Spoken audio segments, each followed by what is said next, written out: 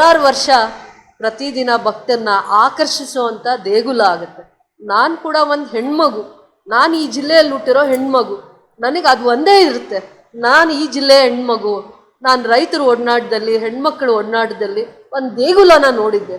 ಆ ದೇಗುಲ ಇವತ್ತು ಯಾವ ಪರಿಸ್ಥಿತಿಯಲ್ಲಿದೆ, ದೇವಿಗೆ ಮಾತ್ರ ಅರ್ಪಿಸ್ಬಿಟ್ಟು ಬಂದಿದ್ದೀನಿ. ಇವತ್ತು ಪ್ರೆಸ್ ಮೀಟಿಗೆ ಕರೆದ್ರು.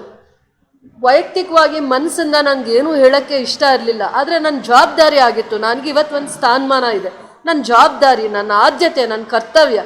ಆದರೂ ನಾನು ಹೋಗಿ ದೇವಿ ಮುಂದೆ ನಿಂತ್ಕೊಂಡು ನಾನು ಮುಕ್ಕೊಂಡು ಬಂದಾಗ, ನೀವು ಪುಸ್ತಕದಲ್ಲಿ ಬರೆಯೋ ಅಂಥದ್ದು, ಸ್ಟ್ಯಾಟಿಸ್ಟಿಕ್ಸಲ್ಲಿ ಇರೋ ಅಂಥದ್ದು, ಮಾಧ್ಯಮದಲ್ಲಿ ಮೀರಿರೋ ಅಂಥದ್ದು, ದೇವ್ರ ಹತ್ರ ಒಂದು ಲೆಕ್ಕ ಇರುತ್ತೆ.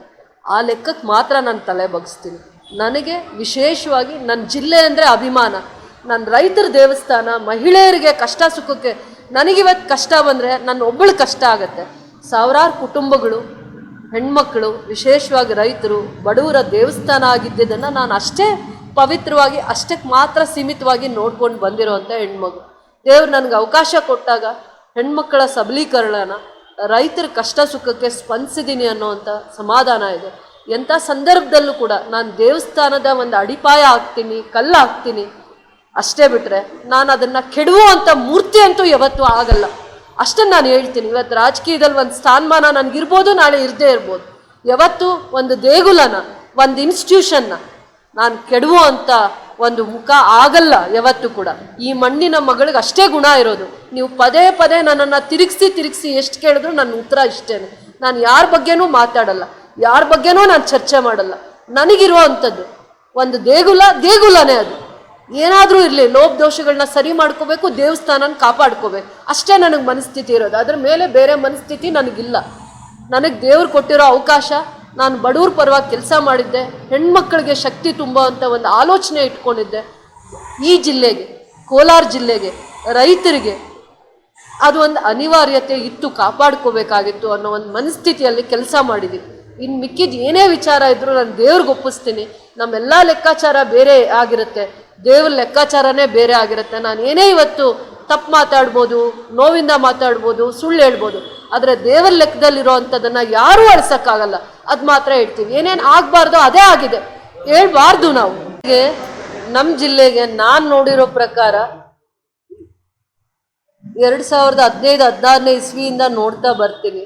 ಅದಾದಮೇಲೆ ಕೋವಿಡ್ ದಿನಗಳನ್ನೂ ಕೂಡ ನಾವು ಯಾವ ರೀತಿ ಎದುರಿಸಿದ್ದೀವಿ ಅಂತಂದ್ಬಿಟ್ಟು, ಖಂಡಿತ ನಮ್ಮ ರೈತರು ಕೂಡ ಜಮೀನು ಒಡವೆ ಎಲ್ಲ ಅಡ ಇಟ್ಟರೆ ಬೋರ್ ಹಾಕ್ಸೋದಕ್ಕೆ, ಬೆಳೆ ಇಡೋದಕ್ಕೆ ವಾಪಸ್ ತಗೊಳಕ್ಕೆ ಆಗ್ತಾ ಇರೋವಂಥ ಪರಿಸ್ಥಿತಿನ ನಾವು ಎದುರಿಸಿದ್ದೀವಿ ನಮ್ಮ ಜಿಲ್ಲೆಯವರು. ಏನೋ ಒಂದು ಸುವರ್ಣ ಯುಗ ಅಂತ ಬಡವ್ರಿಗೋ ರೈತರಿಗೋ ಒಂದು ಸಂಸ್ಥೆನ, ನನ್ನ ಒಬ್ಬಳನ್ನ ಬಿಟ್ಟು ಯೋಚನೆ ಮಾಡಿ, ಇನ್ನೊಂದು 17 ಜನ ಡೈರೆಕ್ಟ್ರಸು ಎಲ್ಲ ರೈತರ ಕುಟುಂಬದಿಂದ ಬಂದಿದ್ದರು. ರೈತರ ಪರವಾಗಿ ಕಳಕಳಿ ಇತ್ತು, ಆಲೋಚನೆ ಇತ್ತು.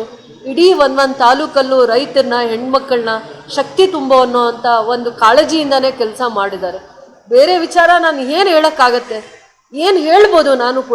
ನಾನು ಒಂದು ಹೆಣ್ಮಗು, ಆ ಸಂಸ್ಥೆಯ ಋಣ ತೀರಿಸೋಕೆ ಏನು ಅವಕಾಶ ದೇವ್ರು ಕೊಟ್ಟರು ತೀರಿಸ್ಬೇಕು ಅನ್ನೋವಂಥ ಮನಸ್ಥಿತಿಯಲ್ಲಿ ಬಂದಿರೋರು.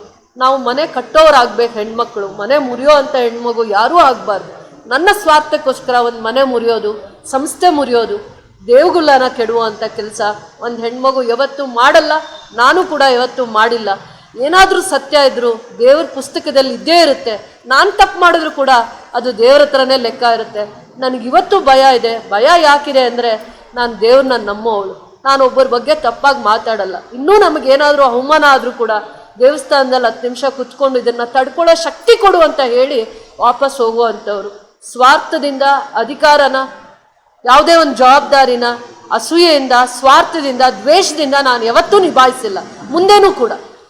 ಇನ್ನೂ ನನ್ನ ರೈತರಿಗೆ ಆಸ್ತಿ ಆಗ್ತೀನಾ, ಬಡವ್ರನ್ನ ನಾನು ರಕ್ಷಣೆ ಮಾಡುವಂಥ ಕಾರ್ಯಕ್ರಮಗಳನ್ನ ತಂದಿದ್ದೀನ ನನ್ನ ಸರ್ಕಾರದಲ್ಲಿ. ಅಷ್ಟು ದೂರದೃಷ್ಟಿ ಇಟ್ಕೊಂಡು ಕೆಲಸ ಮಾಡಿದ್ರೆ, ಆ ಸಂಸ್ಕಾರ ನನಗೆ ಬಂದರೆ ಸಾಕು. ನನ್ನಲ್ಲೂ ಏನಾದರೂ ತಪ್ಪಾಗಿದ್ರೆ ನನ್ನನ್ನು ಕ್ಷಮಿಸಿ, ನಾನು ತಿದ್ಕೊಂಡು ಹೋಗುವಂಥ ರೀತಿ ನೀತಿಯಲ್ಲಿ ನಾನು ಬಂದಿದ್ದೀನಿ. ನೋವು ತುಂಬ ಪಾಠ ಕಲಿಸುತ್ತೆ, ರಾಜಕೀಯವಾಗಿ ಜೀವನ ತುಂಬ ಪಾಠ ಕಲಿಸುತ್ತೆ. ಅದನ್ನು ಮೀರಿ ನಾವು ನಡೆಯೋದನ್ನು ಕಲಿಬೇಕಾಗುತ್ತೆ. ಸಾಮಾನ್ಯವಾಗಿರೋ ವ್ಯಕ್ತಿಯಾಗಿ ಬೆಳೆದಾಗ ಎಲ್ಲ ನೋವು ತಡ್ಕೋತೀವಿ, ನಾವು ತಡ್ಕೊಳ್ಳೋ ಪ್ರಯತ್ನ ಮಾಡ್ತೀವಿ. ನನಗೆ ಯಾರೂ ಇಲ್ಲ ಅನ್ನೋವಂಥ ಆ ಭಾವನೆ ಬಂದಾಗ ತಡ್ಕೊಳ್ಳೋ ಅಂಥ ಪ್ರಯತ್ನ ಮಾಡ್ತೀವಿ. ದೇವ್ರಿರ್ತಾರೆ,